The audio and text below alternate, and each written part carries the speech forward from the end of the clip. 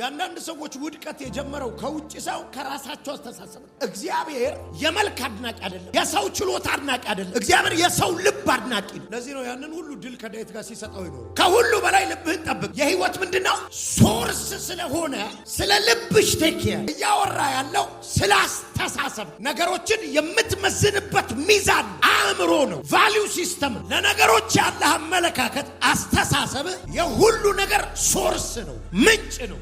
ስለዚህ ቴክር ለሰው ጉድጓድ ስትቆፍር ያበላሽ ያለው መስመር ለሰው መርዝ ስትቀመጥ ቴክር የሆነ ነገርህን ያበላሽ ነው። ካንተ አስተሳሰብ ወጥቶ አንተን አታክ የሚያደርግ ነገር አላቀም። ዛሬ መንፈስ ቅዱስ ሊነግራቸው የፈለገው ነገር ቴክር ስለ ልብ ተጠንቀቅ። እኔ በቅንነት ጎዳና እየሄድኩ ሰዎች ለሚቀምሙት መርዝ እንደማልፈራ ታውቃለህ። እኔ ለሰው መርዝ ስቀምም ነው የምፈራው እንጂ ሰው ተሰብስቦ ለኔ ሲቀምም አልፈራ። የሆነ ሰው ላይ አታክ እንዳደርገው ልቤ ሊያስብ ሲል ነው የምደነግጠው እንጂ ሰዎች እንደማይችሉኝ ያውቁ የክፉ ሰዎች ወጥመድ እንደማይዘኛው። ስለዚህ ዝም ብለህ መንፈስ ቅዱስ ነው የሚልህ ልብህን ጠብቅ በለው። የሰውነት ጤና